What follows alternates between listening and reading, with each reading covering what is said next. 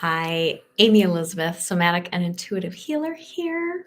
And I'm Kate. I just try to make some sense of some of the things we talk about today because sometimes you use big words and terms I've never heard of. So maybe it'll help other people who are like me and are new to some of this stuff. You get a lot of props. Okay. For your insightful questions. Good. Today, I wanted to come on a portion of this video. Really, this video is motivated by a desire to give all of you who are in my women's circle a little bigger perspective. Readings are starting to go out and you're getting dates that say, hey, I want you to go back to 2018 and I want you to be paying attention through 2027. And people are going to have a different range of dates. Okay. And that's because this is about Pluto. It's all about Pluto. All about Pluto. Okay. And for those of you that are not in my women's circle, we're going to say things that are just as important for you as for the people in my women's circle. It's just the people in my women's circle are going to have a little bit more context. Registration is open. And while this is focused, we're going to work to encompass everybody. So with that in mind, Pluto. And we're going to back up a little bit to Capricorn. Okay.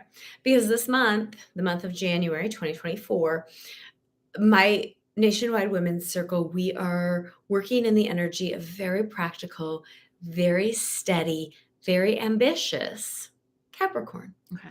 The CEO of the zodiac. All right.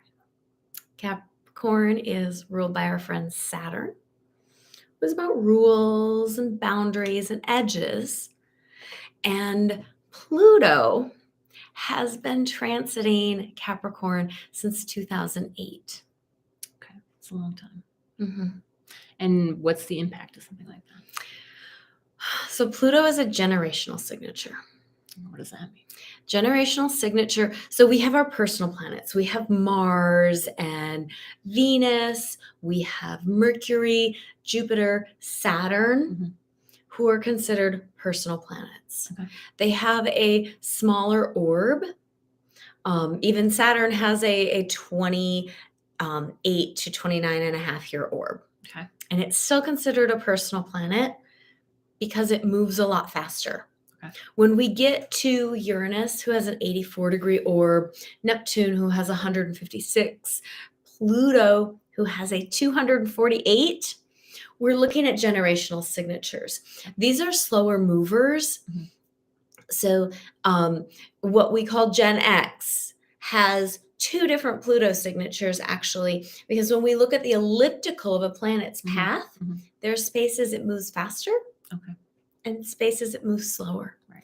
And as Pluto is about to step into Aquarius, we're moving from a place where Pluto's been moving at a pretty good clip. Mm-hmm. But Pluto's about to spend the next 20 years in Aquarius. Okay. So it's going to feel slower and bigger. Mm-hmm. And there are a lot of people who are like, we're moving into the age of, except we're not. We're not moving into the age of Aquarius. We've got like another 100 plus years. Right. And why are people confused about that? Why?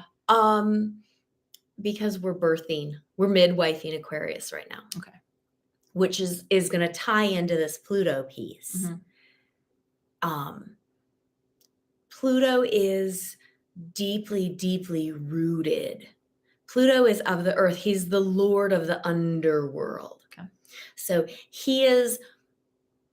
We have to dig with Pluto to find the gems, to find the resources. This is, Saturn is tradition. Pluto is the rootedness of it. Okay. Does that make sense? Sure. Pluto is also transformative. Okay. And for as much as the thought industry and the wellness industry throws around the word embodiment, like you just gotta go to a dance class and you're gonna get embodied, or you gotta go have a really good body work and you're gonna be embodied. Embodiment takes years. It actually, and nobody wants to hear that. I have a reputation for saying the shit nobody wants to hear. Well, somebody has to. So way to jump in there. You know, I'm a heretic prophet. So Pluto is actually transformative embodiment if we're willing to stick with it, if we're willing to do the steps, if we're willing to commit to the micro moments. Those of you that have been hanging out with me, listen to me talk about micro moments all the time. It is our micro moments. It's our micro decisions. It is the choices we make in our day to day that are actually the steps to embody. We can go away for a retreat. We can go for a workshop. We can have these doors opened emotionally, mentally, physically, spiritually, energetically. The doors can be opened. We can even walk through those doors. And the test comes, and this is where we're going to get into Capricorn a little bit more, with the boots on the ground, the earthiness of, can you bring that into your day-to-day life?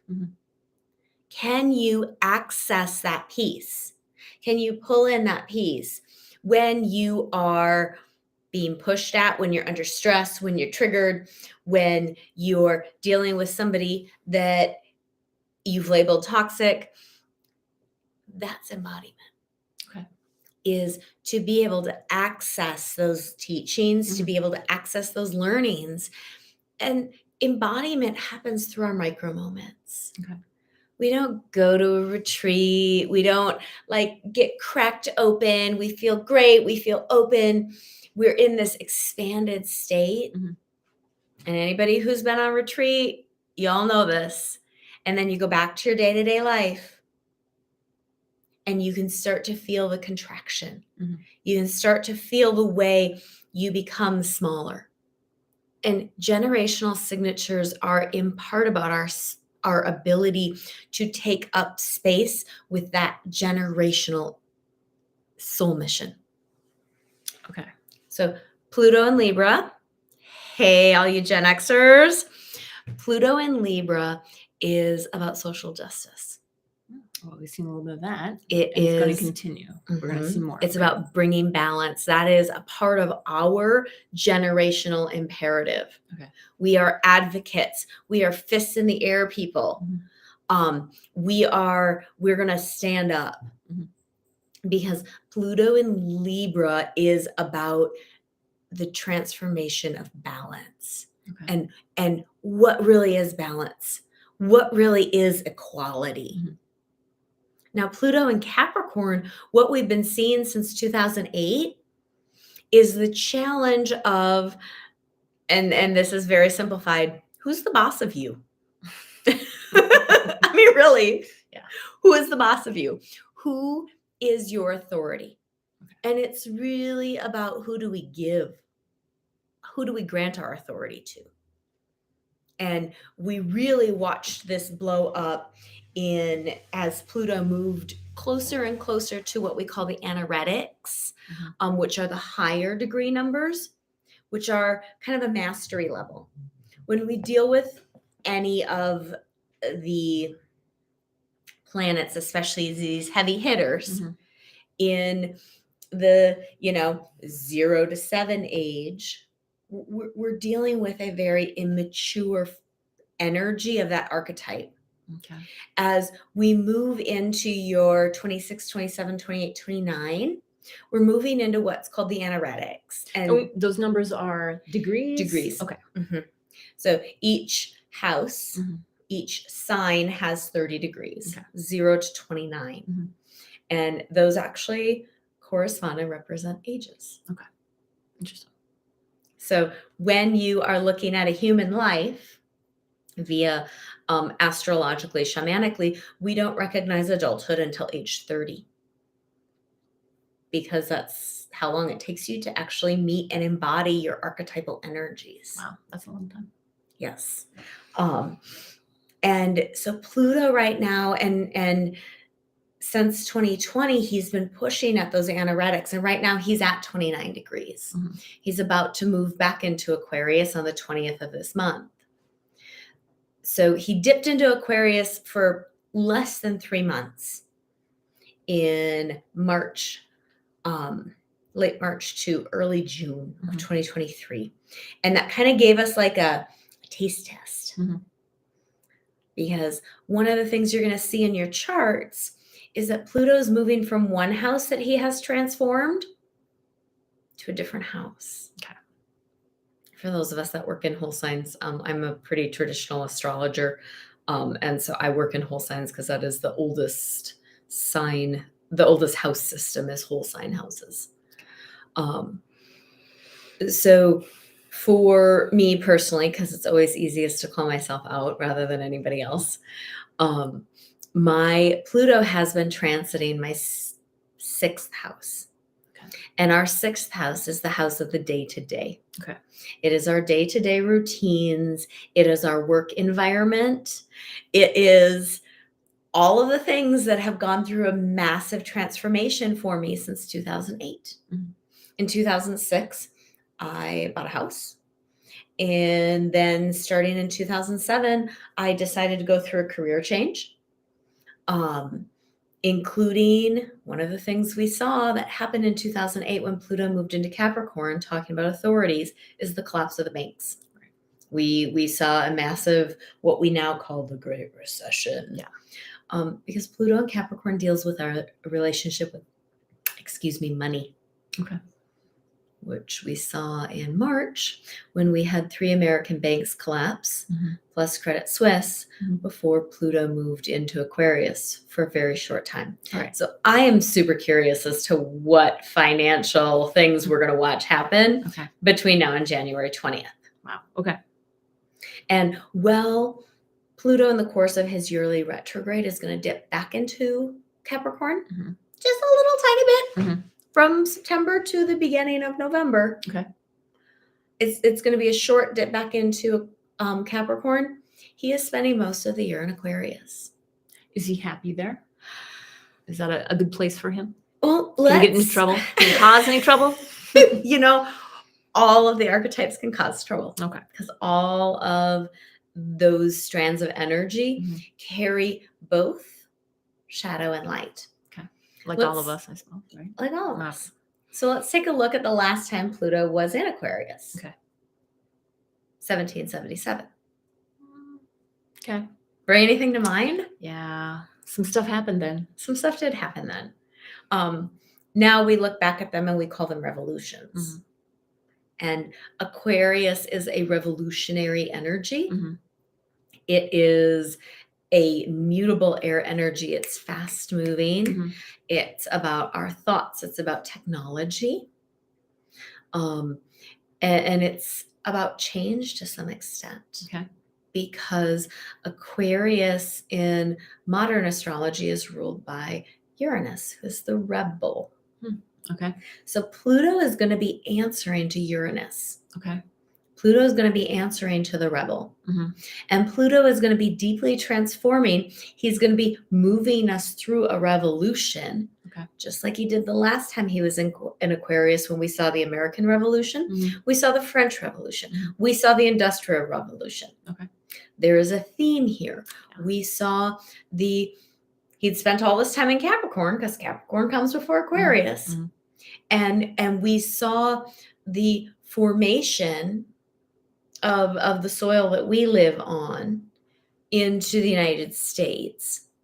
The French saw the revolution that pushed against the idea of really deep consolidation of wealth. Mhm.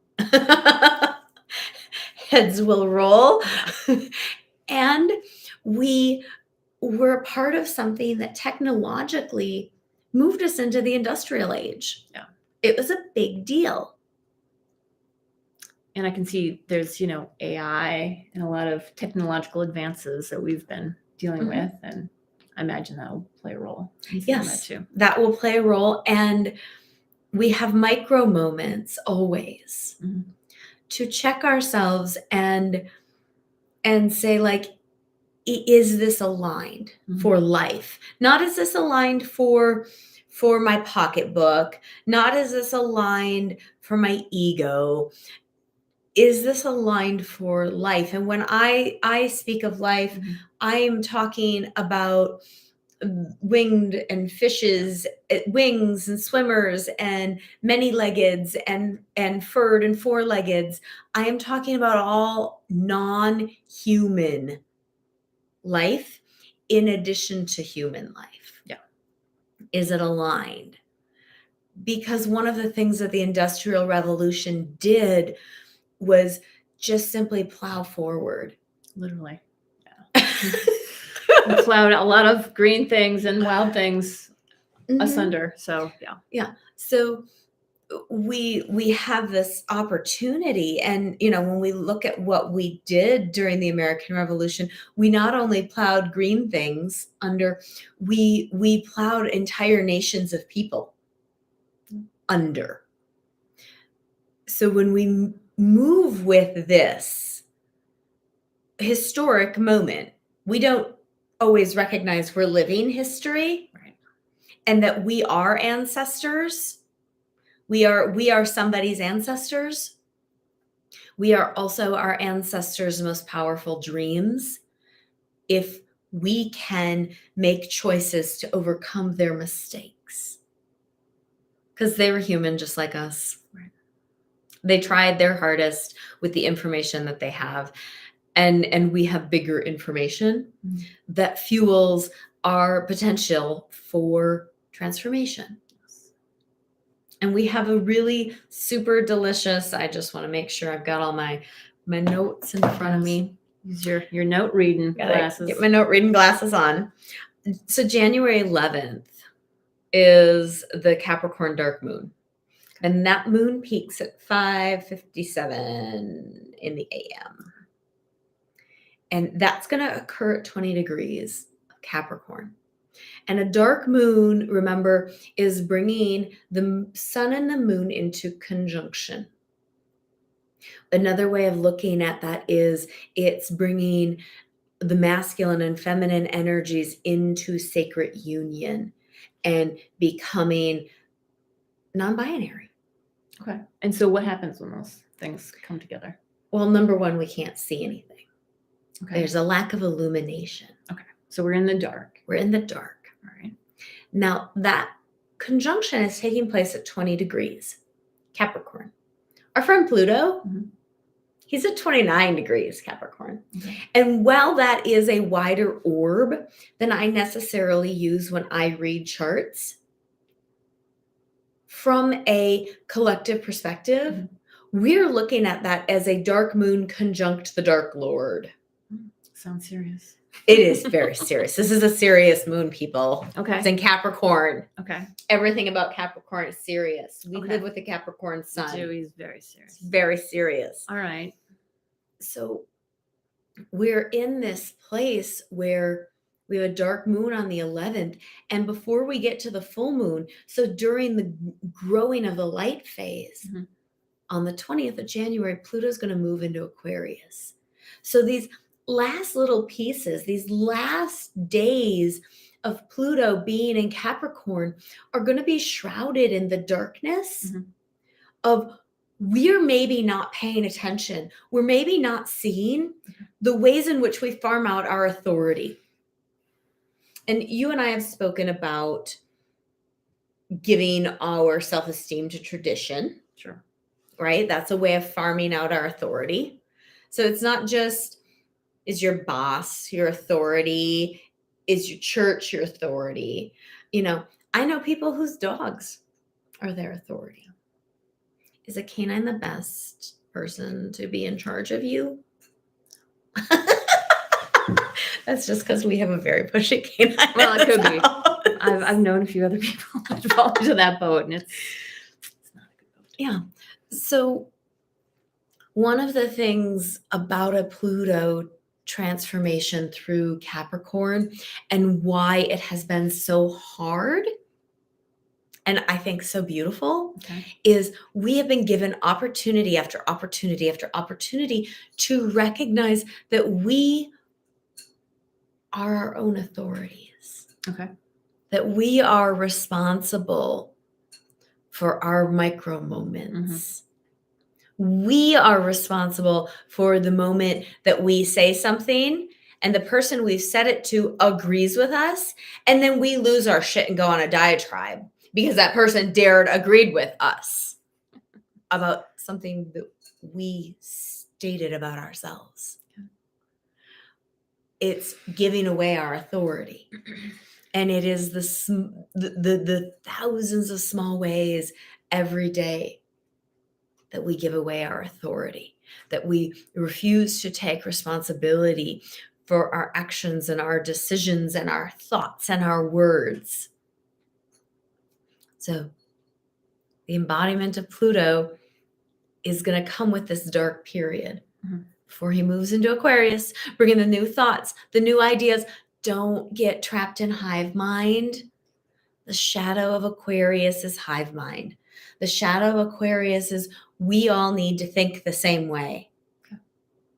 And the light of Aquarius is please bring us your light because you have been placed on this planet to work in the highest, lightest form. And you can check, am I working in the light or am I working in the shadow? You're working in the shadow if you want to control anybody else. Okay. If you want to put restrictions on anybody else, if you want to control anybody else, if you want to manipulate, if you want to get your way, you're working in the shadow. You're working in fear. Witness house. Okay. If you are moving from a place of that is not for me, and you get to decide if it's for you. And it harm none. Well, I am not a fan of the Wicca because can't do it. And it harm none is such an important tenet. Yes, it is. And it harm none needs to be not only that it doesn't harm other human persons, it also needs to not harm any non-human persons. Any life, right? Yes. Okay. As I like to say, capital L life. So that, and a couple other little pieces What do you got about this dark moon? Okay. It's exactly square the nodes of fate. Sounds serious. It is serious. Okay, so we're shrouded. We're in the dark. So we can, and yet fate. So how does? So a T square, right? We've got the sun and moon. We're gonna put them down here, and we're gonna put the nodes of fate. We got the south node over here, and we'll put the north node over at my elbow. Okay, right? So it's a T square. Okay. One of the reasons squares are conflicts is because we've got an ego story that we're scared of change. Humans are scared of change. Humans don't do change. It depends on you. Except there has been a conscious movement by a patriarchal system to disconnect us from nature. Yes. And the more disconnected we are from nature, which changes all the time, the more we have and cling to the idea that we can't change or that change scares us. So a square is scary because we've adopted and embodied a story that change is scary. And a square is actually the energy that gets us. We're both sitting here. We've got our feet on the floor. We've got our butts in the seat, and our legs and our thighs make a square. They make a 90-degree angle, which means that a square gives us the power to get up off our butts and make change. If you don't like what's going on, get off your ass. Make some change. Good reminder. And that's what a T-square is. T-square is asking us, are we going to walk towards the south node, which is fate? Or are we going to walk towards the north node, which is destiny? The difference, fate's going to happen to you no matter what. Destiny is the hard, scary, new, unfamiliar territory that you feel a pull that is so deep in your bones that you know you have to go there no matter how scared you are. That's destiny. Okay. And all of this is trine Uranus. Who makes things bigger, right? No, Uranus is the rebel. The rebel. That's right. Uranus is lightning fast change. Okay. Uranus is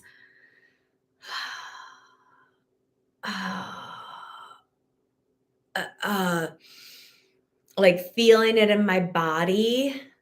Uranus is a wild man. Okay. So Uranus is there supporting our wildness in the dark. Okay. What could go wrong? Well, Okay. the thing is we have a story that the dark is scary. And it is a cultural story that we perpetuate through horror films because bad things hide in the dark. Sure. Well, my thought is just that you're not illuminated. You're not making a good decision because you don't have all the information. So maybe the decisions you're making. So it doesn't have to be dark, literally dark. But I think we're not informed because it's dark. So that could be. What if you're more informed because it's dark? So using the force and your other senses. Yes. You're using, just because we can't see, because really in the dark, that's what we lose, is our ability to be visual. And we humans aren't that good at seeing anyway. When we look at the other animals, sight is not our superpower. When we're in the dark, it gives us the opportunity to hear. I think about the times at retreats that I've taken women out into the dark. And we've been in the dark. We've been out on a new moon with clouds, so there's no even starlight. And the things that women hear, the things that we hear, the bats flying over us. Like, how fun is that? When you can be in the dark and hear the bats flying over you, you can hear the insects rustling. When we're in the dark, our other senses open up. And so, yes, we can totally do dumb shit. We are epically, as humans, capable of that. And when we're in the dark, it is a potential invitation to lean into the other ways in which we sense. And to maybe, for people who are ready, start to lean into our actual superpower, which is our sixth sense. Spidey sense. Our spidey senses. Our bat senses. Okay. So I'm super excited about all of this. Yeah, it'll be super fun. I hope all of you are super excited about all of this. We are coming up on a 20-year stretch of what could be like really deep healing magic if each of us brings our individual light and stops trying to manage anybody else. Now, I'm not saying to parents, don't parent your children. I am saying parent them in a way where they're practicing taking responsibility for their behaviors, for their decisions, for the way they feel. We as adults practice taking responsibility by apologizing, by owning when we've screwed up. The cat's been chewing on the palm tree. By, like, this is the micro moments that I'm talking about. Our micro moments where we have a decision. Do we get out a toy to play with the cat? Do we remove the cat from the situation? Do we get out a water bottle and spray it? Like, there's so many ways we could move and make decisions about this cat wanting to chew on the palm. And this is a micro moment where we take responsibility for the relationship we want to form with that living creature. Questions, comments, dedications, requests? No, I think you nailed it. Snide remarks? No. Okay. I'm all out. Fresh out. So, thanks for stopping in with us. Women's Circle is open for enrollment. It is online. I will just need your birth date information, your time, your location, and charts will be out as I can get through them. So, sending fierce love.